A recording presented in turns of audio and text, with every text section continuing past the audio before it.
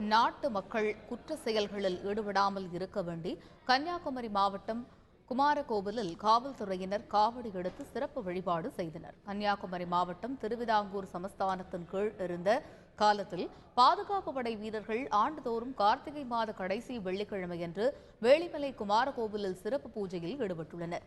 நாட்டில் குற்ற செயல்கள் நடைபெறாமல் இருக்கவும் விவசாயம் செழிக்கவும் அவர்கள் காவடி எடுத்து வழிபட்டுள்ளனர். அந்த பாரம்பரியத்தை கடைபிடிக்கும் வகையில் இன்று தக்கலை காவல் நிலையத்தில் சிறப்பு பூஜை நடைபெற்றது.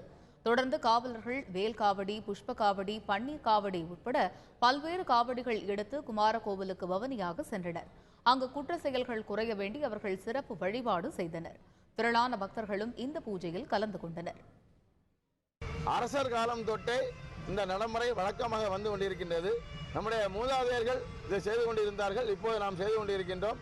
இது வழக்கமாக வாழையடி வாழையாக இந்த வழக்கமாக நடந்து கொண்டிருக்கின்றது. நாட்டு மக்கள் செழிப்பாக இருக்க வேண்டும், முன்மாறி மழை பொழிய வேண்டும் என்பதற்காக பொதுப்பணித்துறை சேர்ந்த அதிகாரிகளும் முருகன் ஆலயத்திற்கு காவடி எடுத்து வரக்கூடியது ஆண்டாண்டு காலமாக நடைபெற்று வரக்கூடிய ஒரு சிறப்பு நிகழ்ச்சியாகும்.